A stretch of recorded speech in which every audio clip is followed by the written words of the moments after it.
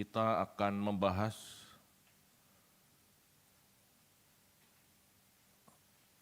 perjalanan ke Yerusalem di Lukas 11 ya, dengan subtema sikap tercela dalam beragama. Sebetulnya peristiwa ini pernah saya jelaskan sudah ya. Tetapi harus saya jelaskan lagi karena memang situasinya berbeda. Perdebatan Yesus dengan orang-orang Farisi di penjelasan saya yang lalu itu di seputar Galilea. Kalau ini di daerah mendekati Yudea. Ya, karena Yesus dalam perjalanan ke Yerusalem, dia mampir-mampir di setiap kota atau desa yang dilewati gitu ya.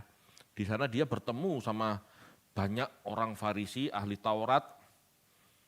Dan kalau ketemu mereka, Yesus itu selalu ribut. Tanda kutip ya. Yesus dan orang Farisi selalu ribut. Selalu. Jadi jangan dipikir Tuhan Yesus adem-adem, ayem gitu. Tidak. Bahkan Tuhan Yesus kalau negur langsung. Enggak pakai rasan-rasan, enggak pakai sindir-sindir. Langsung to the point.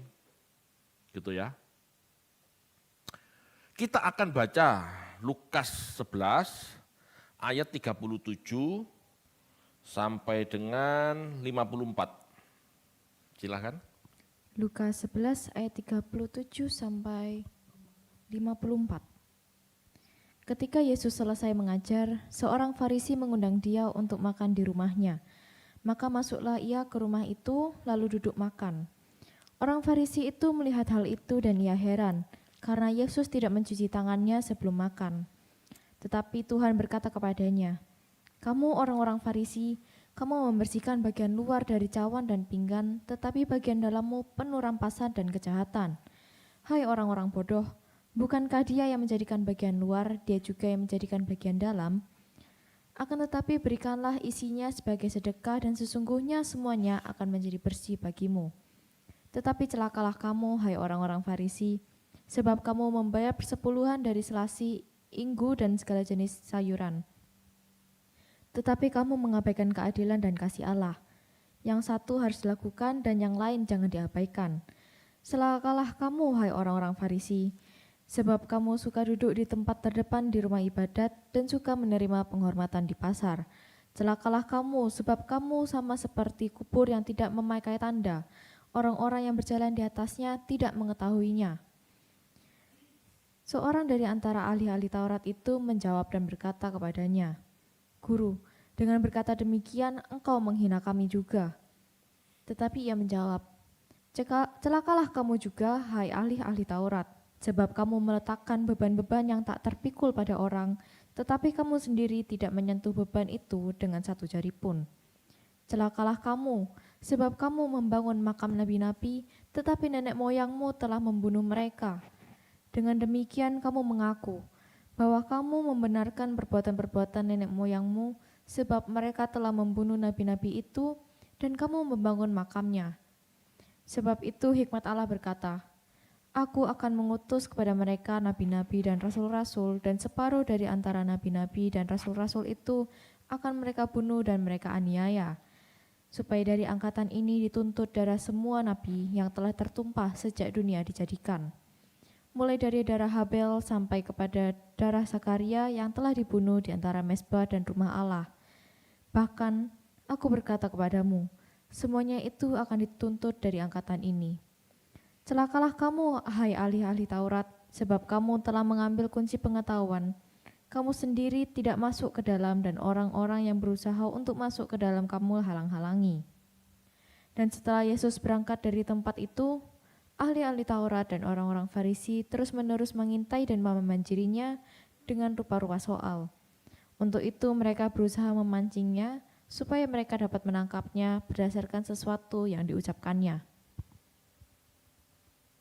Baik Bapak Ibu.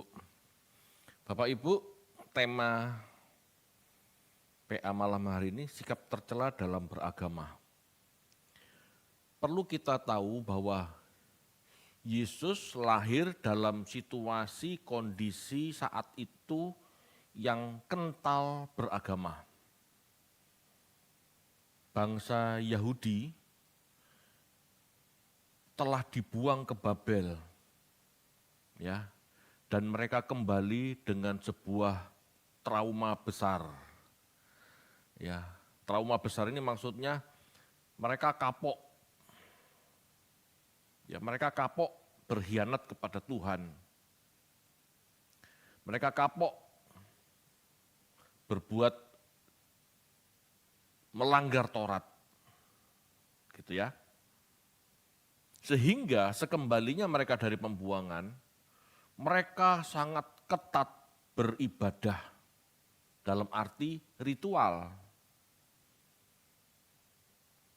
Mereka tidak menyembah Baal, mereka tidak menyembah Dagon, mereka menyembah Yahweh.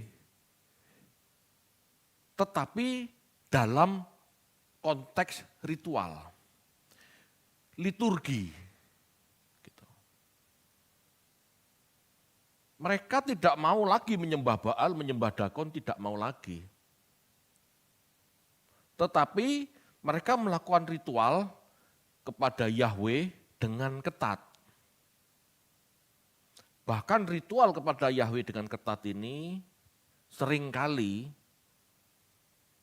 membelenggu orang, membelenggu manusia dari hidup semestinya. Ya, dari hidup semestinya.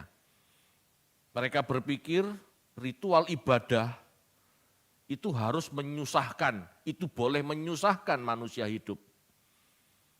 Padahal sebetulnya tidak seperti itu maksud Tuhan kan.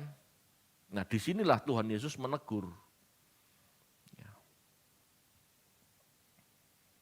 Bapak Ibu, kita harus tahu Yesus lahir dalam situasi kondisi keberagamaan Yahudi yang sangat ketat. Tetapi Yesus sendiri tidak mengambil jalan agamawi.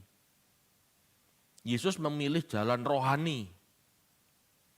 Yesus memilih bertuhan, ya Yesus memilih bertuhan tanpa harus menjadi orang agamawi. Beda Bapak Ibu, agamawi dan rohani itu beda. Orang agamawi tekanannya liturgi, ritual, syariah. Orang spiritual tekanannya batin, tekanannya karakter, tekanannya di pola pikir. Nah, di situ Bapak Ibu terjadi gesekan. Ya. Seperti yang dibaca dalam Lukas 11 ayat 37 sampai 54 ini. Bapak Ibu, kita sebagai pengikut Kristus tidak pernah diarahkan menjadi agamawi, termasuk Kristen. Kristen sesungguhnya bukan jalan agamawi. Kristen yang disebut pengikut Yesus sebetulnya jalan rohani, jalan spiritual, cara hidup dengan pola pikir seperti Kristus. Karena Yesus kalau Anda baca tidak pernah melakukan ritual, enggak pernah. Ya, tidak pernah melakukan ritual. Kalau Yesus melakukan ritual itu dalam konteks Yahudi sebetulnya. Tidak pernah mengajar untuk seperti itu bagi orang non-Yahudi, tidak pernah. Gitu ya. Yesus diundang makan. Ya, saat itu Yesus diundang makan di rumah seorang Farisi.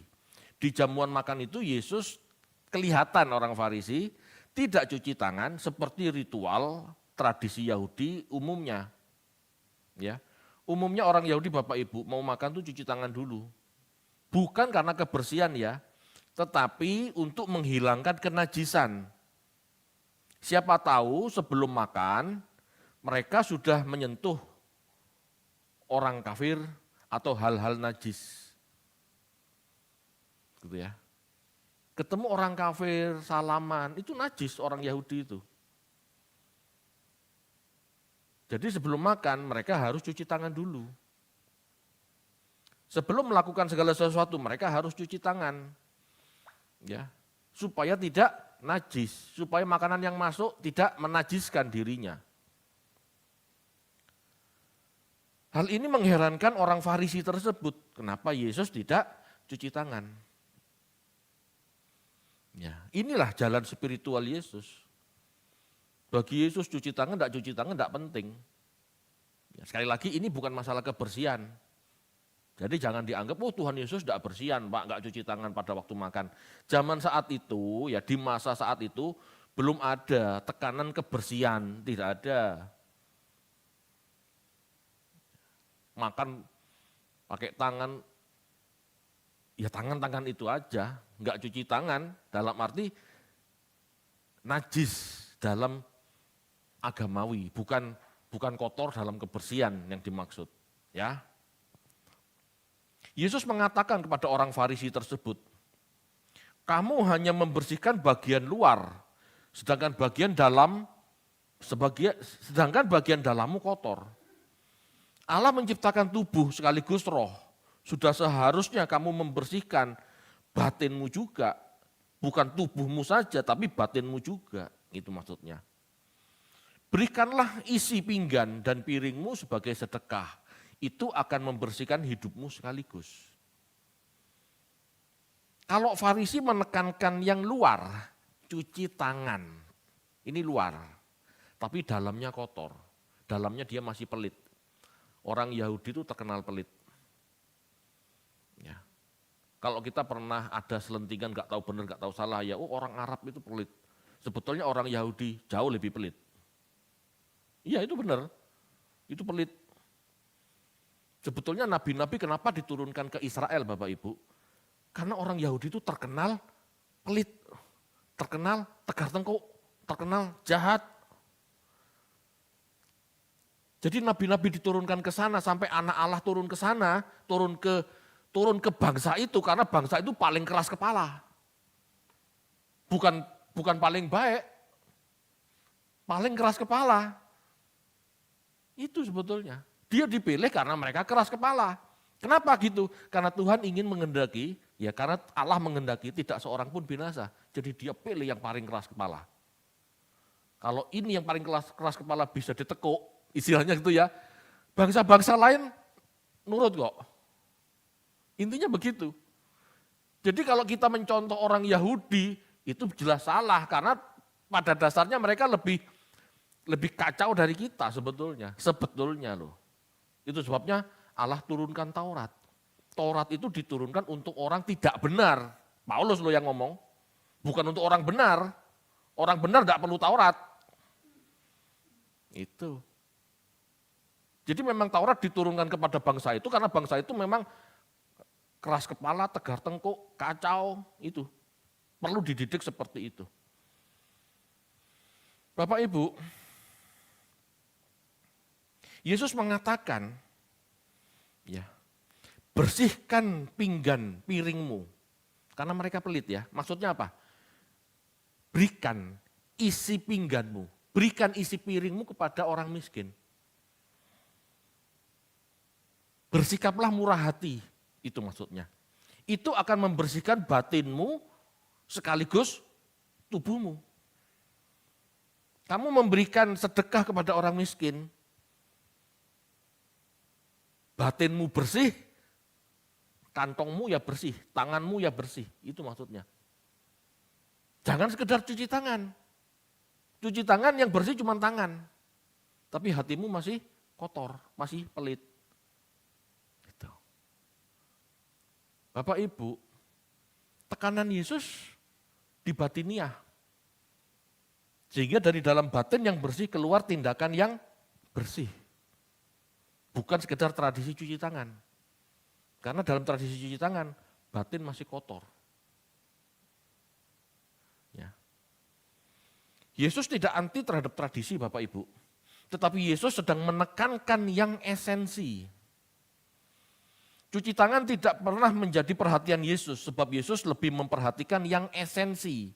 Yaitu membersihkan batin daripada tangan yang dianggap najis. Bahkan Bapak Ibu, kalau Anda mau benar-benar benar-benar menghayati ya. Cuci tangan, karena kalau nggak cuci tangan makan dianggap najis. Kenapa begitu? Karena sebelum makan, sebelum cuci tangan, mereka sudah sempat mungkin bersalaman dengan orang kafir. Mungkin mereka menyentuh benda-benda yang dianggap najis.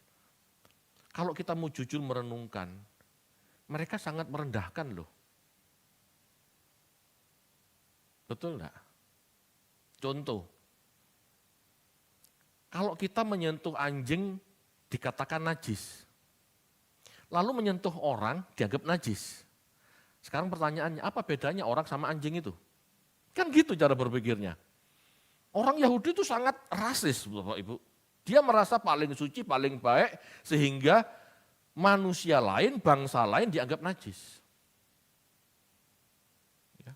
Kalau sekarang lagi rame, Korea melawan Asia Tenggara. Lagi ribut. Karena orang-orang Korea dianggap rasis. Menghina orang-orang Asia Tenggara. Yahudi itu lebih dari Asia Tenggara, lebih dari Korea. Orang Yahudi itu rasisnya lebih dari Korea. Bangsa lain itu bukan manusia, setengah hewan. Makanya dianggap najis. Bapak Ibu,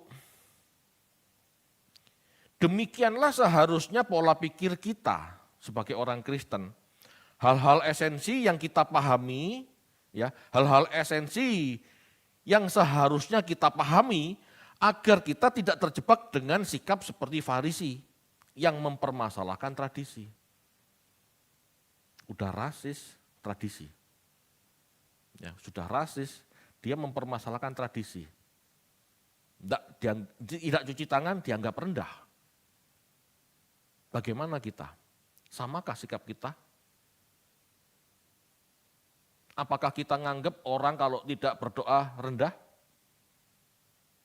Apakah kita menganggap orang kalau tidak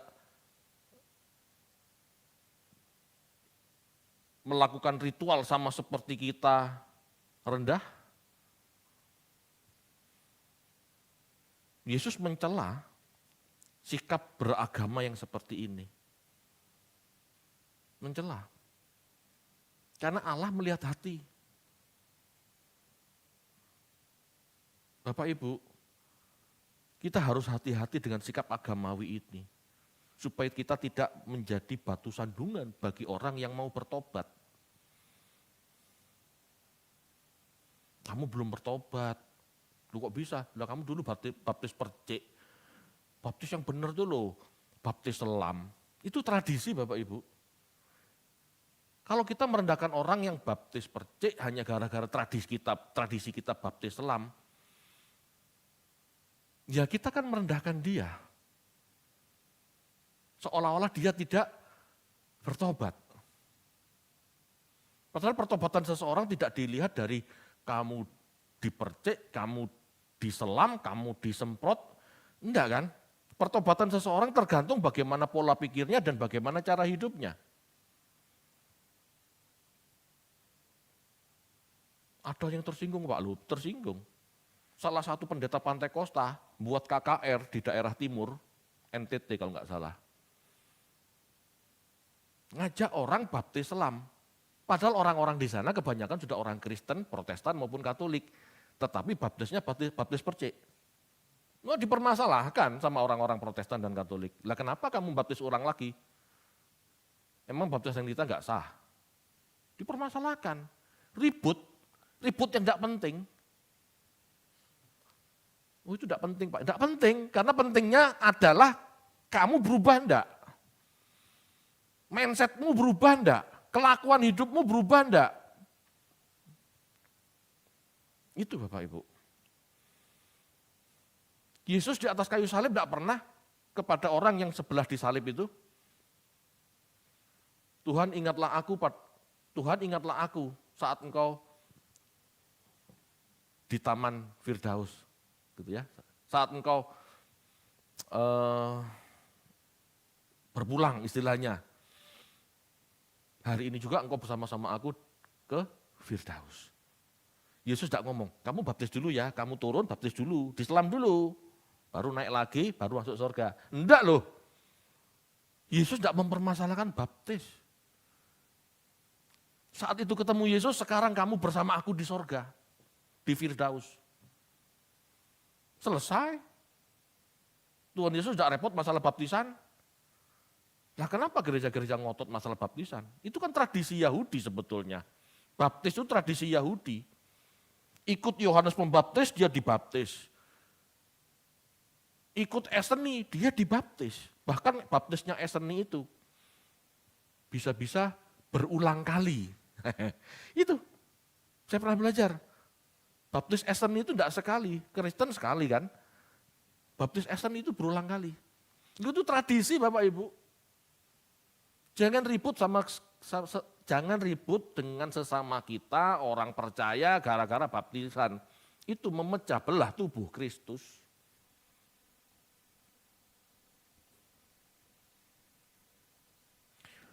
Yesus mencela beberapa sikap beragama yang tidak fokus pada esensi bertuhan. Ya, misalnya di Lukas 11 ayat 42, Yesus bicara tentang tradisi perpuluhan, tetapi kamu melupakan keadilan dan kasih. Bapak Ibu, perpuluhan berhubungan dengan tradisi bait Allah, di mana 10% hasil ladang orang Israel harus diserahkan ke bait Allah, supaya di dalam bait Allah ada makanan. Imam dan Lewi-Lewi bisa melayani rumah Tuhan. Ya. Itu tradisi.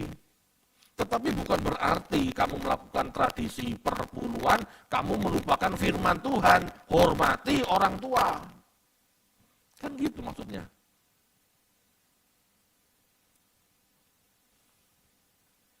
Bapak Ibu, perpuluhan dengan tradisi bait Allah dan janji berkatnya, ya, perpuluhan berhubungan dengan tradisi Allah dan janji berkatnya. Silahkan kalau memang masih mau dilakukan. Tapi itu sekali lagi itu tradisi Yahudi, bukan Kristen. Yesus mengatakan, tetapi keadilan dan kasih berbicara tentang kepedulian terhadap si miskin. Itu firman Tuhan. Memelihara orang tua, itu hormat pada orang tua, itu firman Tuhan. Tradisi boleh dilakukan, tetapi yang penting firman Tuhan jangan ditinggalkan. Bapak Ibu, di dalam kitab Taurat itu ada 613 perintah, itu tradisi semua. Yang firman Tuhan itu cuma 10 perintah Allah, itu firman Tuhan. Di breakdown, diperinci menjadi hukum-hukum, itu tradisi hukum Israel kuno. Itu Bapak Ibu. Banyak yang ngotot 613 perintah itu perintah Tuhan. Enggak. Itu perintah nabi, perintah imam, perintah rabi-rabi. Banyak orang enggak mengerti ini. Itu ya. Nabi-nabi, imam-imam membreakdown dari 10 perintah Allah menjadi 613 perintah. Itu disesuaikan kebutuhan orang zaman itu. Saat itu, bukan untuk dikerjakan orang modern. Sekarang contohnya perpuluhan. Israel tidak melakukan perpuluhan sekarang. Tidak bisa. Kenapa? Bait Allahnya tidak ada. Jadi aneh kalau orang Kristen itu perpuluhan. Itu aneh banget. Ngakunya perintah Tuhan, padahal bukan. Bukan. Kalau mau belajar ketat, itu yang benar. Bapak Ibu, orang Farisi ingin terhormat. Ya, sikap kedua yang dikritik Tuhan. Orang Yahudi, orang Farisi, ahli Taurat ingin terhormat di komunitas agama. Dia ingin dihormati di masyarakat. Ya, tadi dibaca di Lukas 11 ayat 43 seperti itu. Keinginan Bapak Ibu, ya keinginan menjadi terkemuka dalam agama adalah tidak rohani. Lulusan STT, gitu ya. Bahkan bukan lulusan STT, merasa bisa khotbah sedikit, merasa hebat jadi pendeta, merasa kepingin ngetop jadi pembicara. Ini motivasi yang salah loh. Ingin jadi pendeta besar. Kebanyakan orang beragama, lulusan STT, kepingin jadi pendeta besar. Kepingin ngetop. Kepingin jadi hamba Tuhan terkenal. Ini enggak benar. Ya. Keinginan menjadi terkemuka dalam agama adalah tidak rohani. Hal ini sebenarnya tidak sesuai dengan perintah Taurat itu sendiri tentang kerendahan hati. Ayo kita baca yuk Amsal 25 ayat 6 sampai 7. Jangan berlagak di hadapan raja atau berdiri di tempat para pembesar. Karena lebih baik orang berkata kepadamu, naiklah kemari daripada engkau direndahkan di hadapan orang mulia. Apa matamu lihat, jangan terburu-buru kau buat perkara pengadilan, karena pada akhirnya apa yang kau dapat lakukan kalau samamu telah mempermalukan engkau. Bapak Ibu, kalau yang disungkem meresek atau tidak nyaman suaranya, silakan pindah ke YouTube. Mungkin YouTube lebih baik. Sama saja. Kalau mic, oh ya sudah, sama-sama kemeresek. Ya, nggak apa-apa ya, biasakan aja.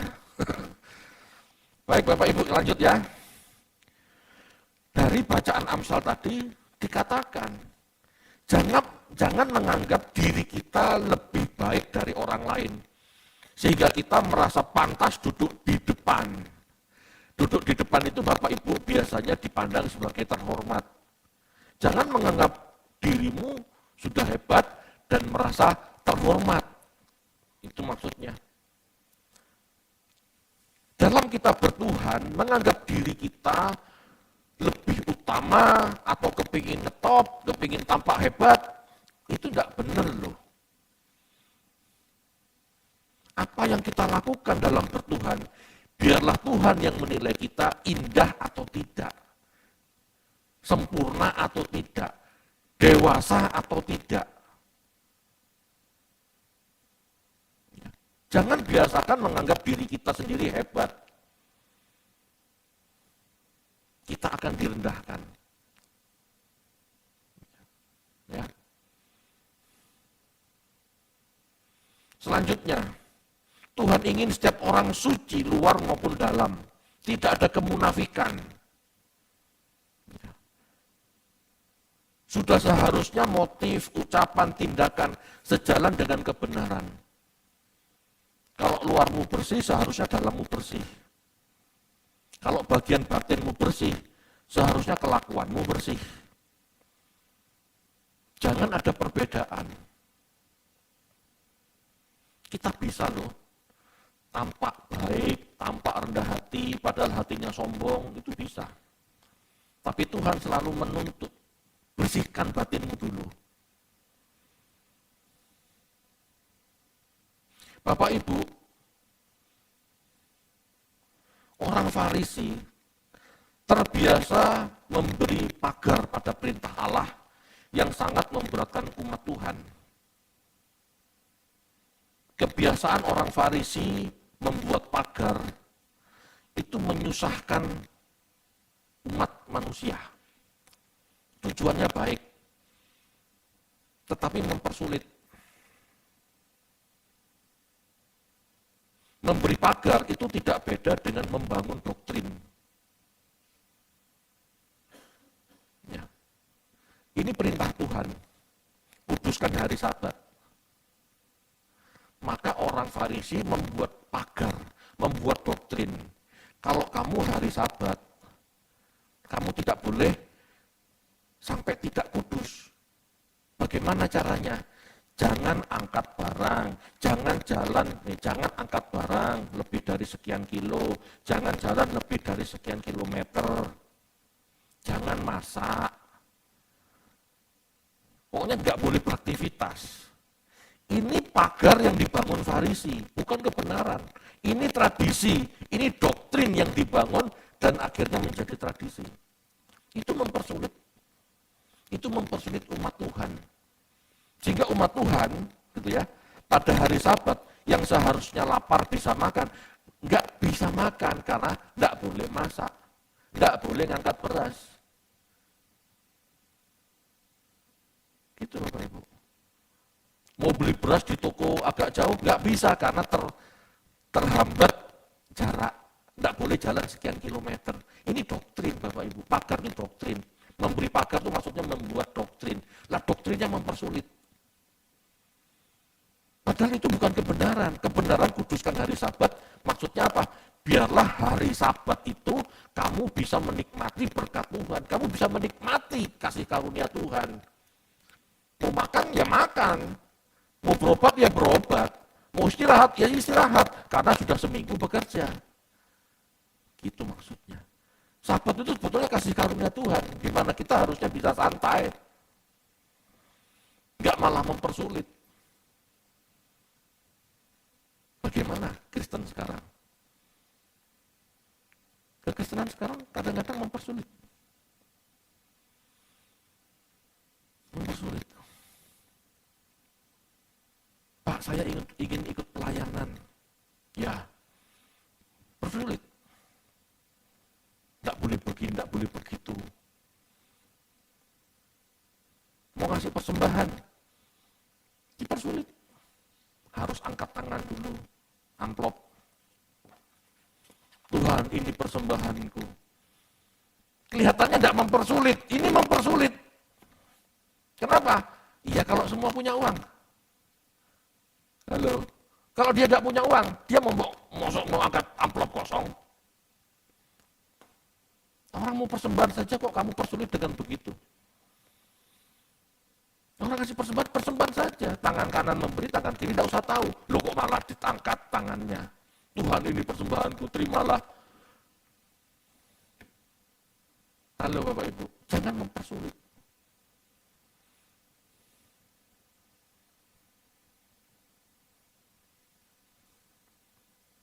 Bapak Ibu, Sabat seharusnya membuat seseorang mengalami Tuhan dengan melakukan yang baik, dengan melakukan yang benar. Kok malah dianggap salah? Sabat itu seharusnya kesempatan kita berbuat baik. Karena dari hari pertama sampai hari Jumat ya, hari Minggu sampai hari Jumat, itu kan hari pertama sampai hari ke-6. Sabat itu hari ke-7. Minggu itu sebetulnya hari pertama. Mereka sudah bekerja, orang Yahudi itu kerja. Mereka tidak bisa berbuat baik, karena mereka harus banting tulang, keluarin keringat untuk kerja, mulai pagi sampai sore di ladang. Sabat itu sebenarnya perintah Tuhan ya, untuk manusia, supaya manusia, khususnya orang miskin yang tidak punya tanah, yang dia buruh tani, ikut menggarap ladangnya orang, bisa istirahat. Sebetulnya cuma itu. Bukan malah disuruh aneh-aneh. Ayo ya, apalagi gini.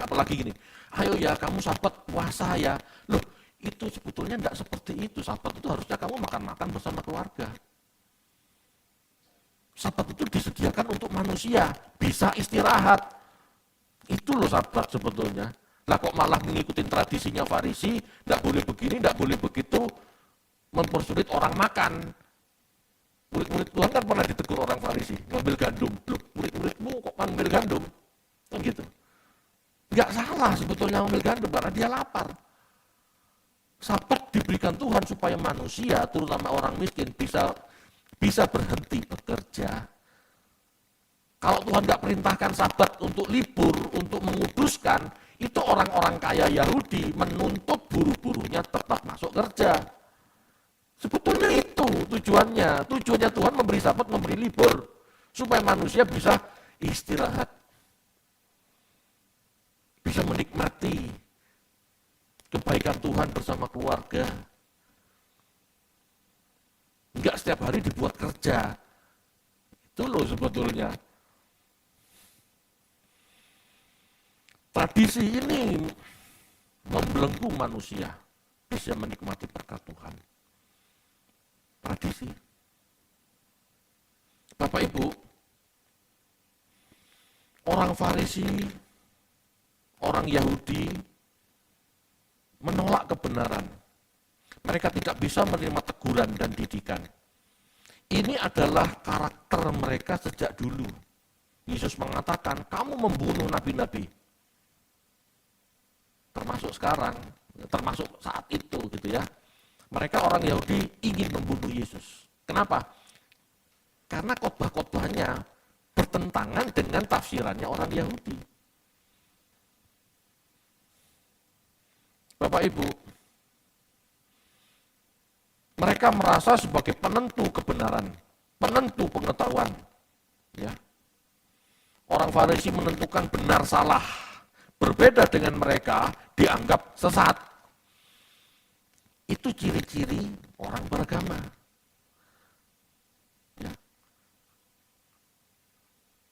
Inilah sikap-sikap tercela dalam beragama sebetulnya. Sebetulnya orang beragama nggak bisa. Sebagai orang beragama sebetulnya nggak boleh menjadi hakim atas sesamanya. Oh, doktrin ini salah, doktrin ini sesat. Kita nggak bisa mengatakan seperti itu. Ya, nggak bisa. Jadi kita harus menghormati. Ya. Bapak Ibu, di satu sisi kita harus menghormati tradisi, di satu sisi kita tidak bisa memaksakan tradisi, di satu sisi juga kita tidak bisa menekankan tradisi. Wah, luar biasa loh, pemikiran Yesus ini luar biasa. Bapak Ibu, Yesus tidak ragu menegur mereka secara langsung, meskipun dianggap menghina. Betul? Loh Tuhan, Anda ngomong seperti itu berarti kan menghina kami juga. Ya iya memang. Yesus tidak ragu menegur mereka secara langsung, meskipun dianggap menghina. Sebab seperti itulah seharusnya khotbah yang benar. Kalau khotbah yang benar tidak pernah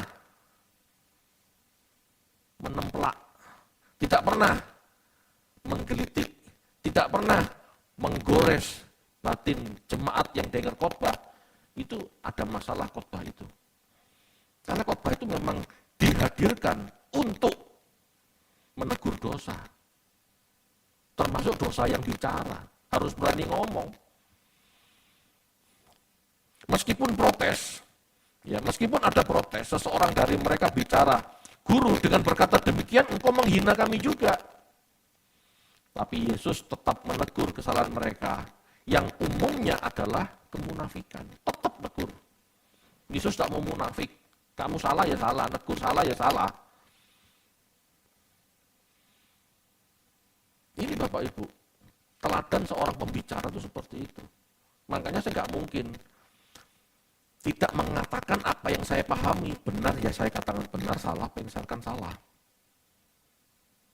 Bapak Ibu, jika kita tidak mengerti yang esensi dalam bertuhan, yaitu perubahan kodrat, perubahan pola pikir, yang dimulai dari perubahan pola pikir, maka kita tanpa sadar akan menjadi munafik dan terjebak pada hal-hal yang tidak penting dalam beragama.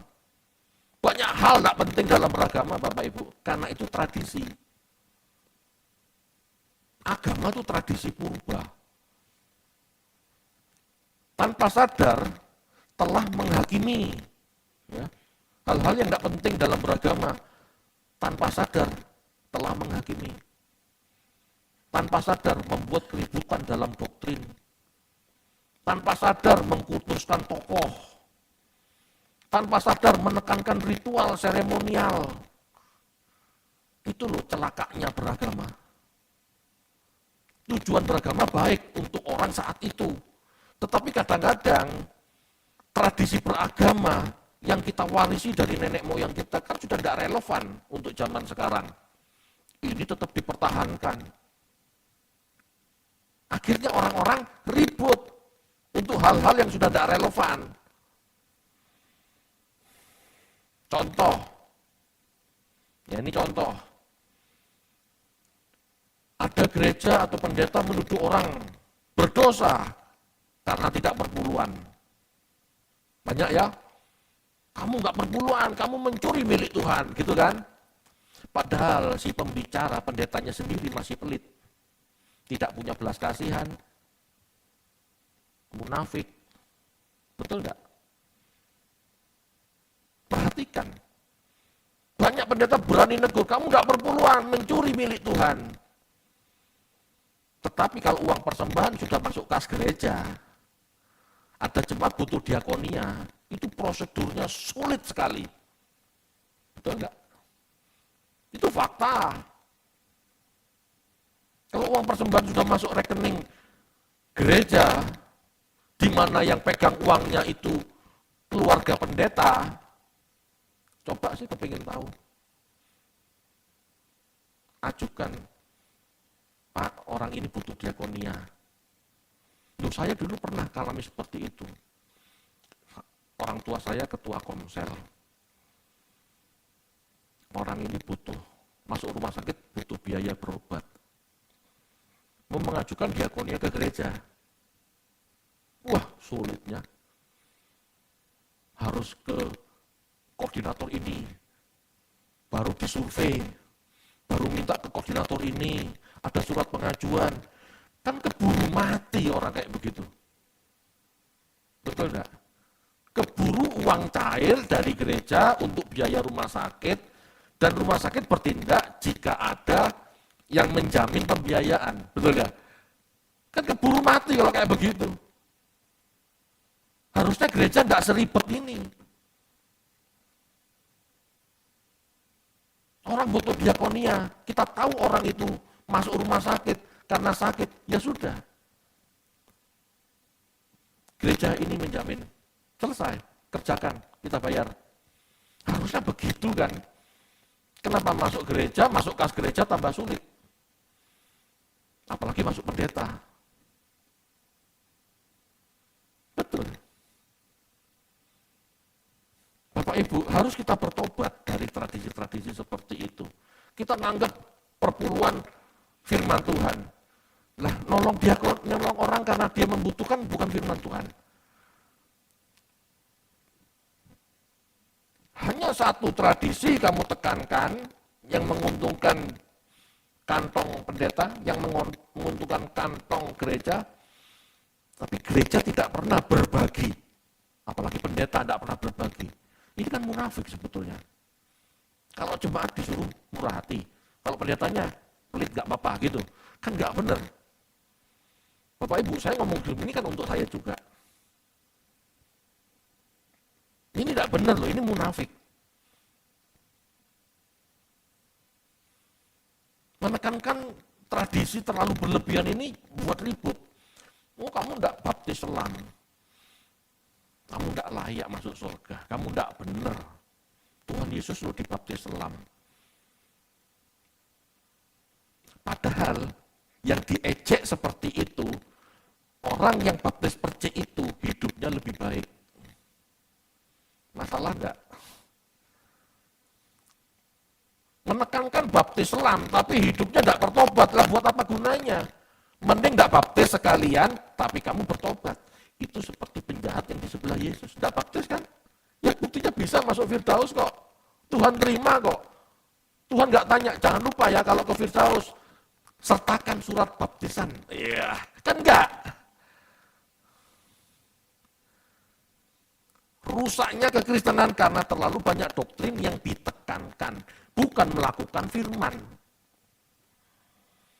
Saya ngomong begini bukan anti doktrin, saya juga seorang teolog yang senang belajar doktrin. Tetapi kalau itu ditekankan, buat ribut sesama tubuh Kristus, itu tidak ada gunanya. Ya. Bapak Ibu, firman Tuhan bicara tentang perbaikan batin, sifat atau karakter. Ini sering diabaikan oleh sebab, ya, ini sering diabaikan oleh sebab tidak sesuai tradisi. Tradisi sebagai kebiasaan diutamakan karena tampak terlihat, kelihatan mata di depan masyarakat. Betul enggak? Orang dibaptis pakai baju putih, ada gambarnya salib gede gitu ya. Itu dibangga-banggakan sebagai tanda pertobatan. Karena kelihatan. Benar? Sedangkan orang yang dibaptis tidak punya jubah kebesaran yang ada salibnya, tapi dia berubah diam-diam. Padahal itu yang dilihat Tuhan. Perubahan karakter di tempat yang tersembunyi itu diperhatikan Tuhan. Baptis masuk gereja, baptis masuk Kristen, tampak di depan mata, itu wow di depan masyarakat. Itu sebetulnya nggak penting. Kenapa? Nah kita kan nggak tahu hatinya. Seserius apa dia mau jadi Kristen? Itu pentingnya kan untuk syarat menikah. Tetapi apakah itu syarat pertobatan? Enggak. Enggak. Baptisan itu adalah syarat untuk masuk Kristen. Tradisi untuk masuk Kristen. Tradisi untuk mau dimuridkan. Tetapi setelah baptis, apakah benar-benar dia mau dimuridkan? Enggak kan? Banyak orang habis dibaptis tidak pernah pemuritan. Apa gunanya baptis? Ingat loh, konteksnya Tuhan Yesus nyuruh baptis, itu saat murid-murid disuruh memuridkan. Betul? Pergilah jadikan segala bangsa muridku. Baptislah mereka. Paham ya? Jadi baptisan itu ada hubungannya dengan pemuritan. Lah ngapain juga dibaptis kalau nggak mau dimuridkan? Bahkan mau dimuridkan tanpa dibaptis itu lebih berkenan di hadapan Tuhan sebetulnya. Meskipun dia tidak salah ikut baptis, tetapi serius dulu. Batiniahnya dulu yang harus benar, bukan jubah baptisannya dulu yang benar.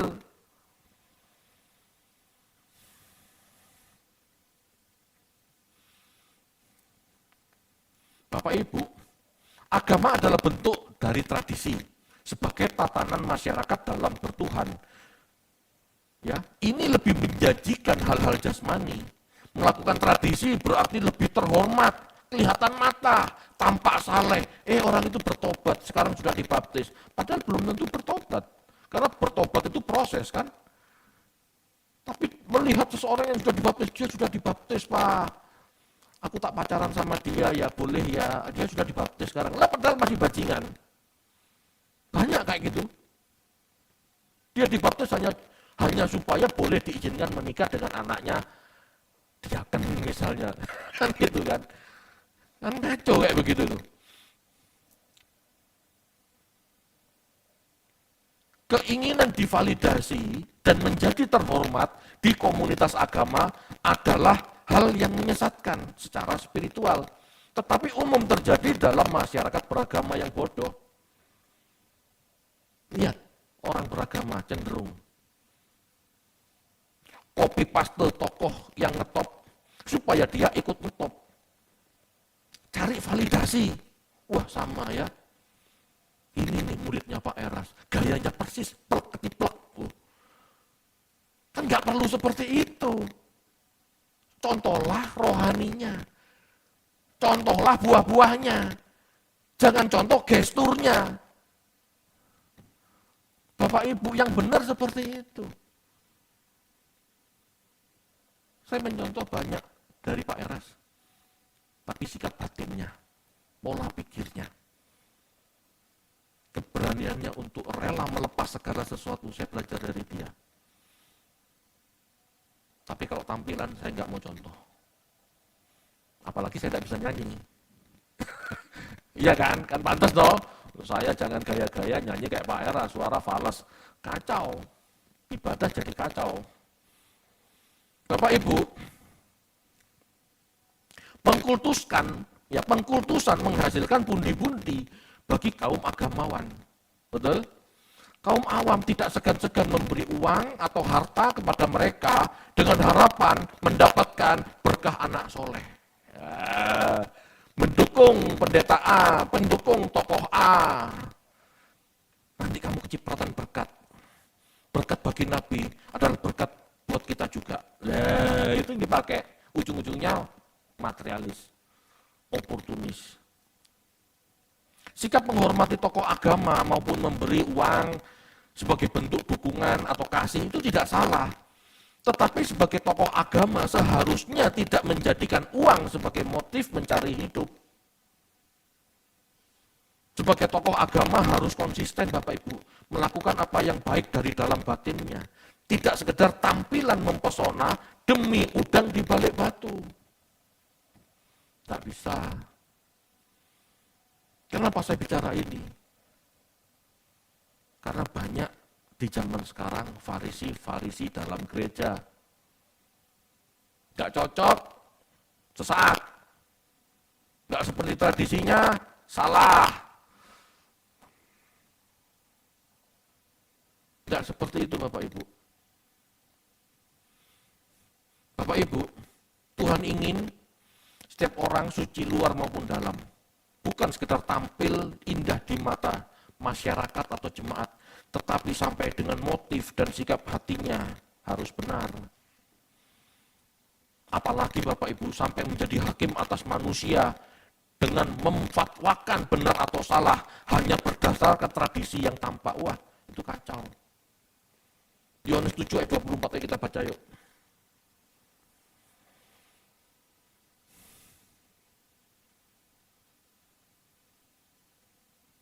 Yohanes 7 ayat 24. Janganlah menghakimi menurut apa yang nampak, tetapi hakimilah dengan yang adil. Nah, jangan menghakimi menurut apa yang tampak. Kebiasaan membentuk tradisi pada perintah Allah sangat memberatkan umat Tuhan, bahkan menyimpangkan seseorang dari kehendak Allah. Kebiasaan membentuk tradisi, kebiasaan membentuk doktrin. Sebagai orang, ya, ini contoh orang Farisi zaman dulu.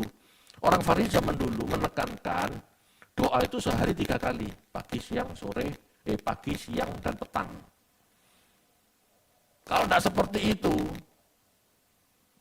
ya kamu berdosa. Kamu tidak layak. Ini bahaya loh Bapak Ibu. Mencemooh seseorang yang tidak pernah kelihatan berdoa. Ya, mencemooh seseorang yang tidak pernah kelihatan berdoa. Ini model-model Farisi. Padahal kita belum tentu tahu seseorang itu berdoa atau tidak. Hanya karena kelihatan kita tidak pernah nongol dalam doa, misalnya doa pagi, doa malam, tidak pernah nongol. Kamu harus takut Tuhan loh, jangan lari dari Tuhan loh. Itu kalimat-kalimat kan menyakitkan sebetulnya. Kok bisa ngomong gitu Om? Ya karena kamu tidak pernah kelihatan berdoa. Nah, emangnya kalau mau berdoa lapor Om dulu? Kan enggak. Jangan menuduh orang tidak pernah berdoa. Ya. Padahal orang itu sebetulnya tanpa si tahu, tanpa pendeta itu tahu, dia berdoa. Dalam batinnya 24 jam dia koram deo. Ini kan benar. Daripada cuma sehari 3 kali berdoa. 24 jam dalam sehari dia selalu berhubungan dengan Tuhan. Tuhan benar enggak langkahku. Tuhan aku melakukan ini. Aku salah, ampuni aku. Aku mau melakukan yang benar dalam 24 jam. Meskipun tidak lipat tangan dan tutup mata. Dia berhubungan dengan Tuhan batinnya. Ini orang deo. Apa ini salah? Hanya karena tidak terlihat sujud. Hanya karena tidak terlihat angkat tangan. Kamu mengatakan dia berdosa? Ini loh yang ditentang Tuhan. Tradisi kita kan berdoa macam-macam. Ada lipat tangan, ada berlutut, ada cuman bengong begini. Halo? Kenapa harus dipermasalahkan? Yang penting memiliki kesadaran dalam 24 jam dia kenal Tuhan dan maunya Tuhan disenangkan. Itu doa. Tidak ada ketentuan yang benar tentang doanya harus begini. Tidak, sesuai tradisi masing-masing Bapak Ibu.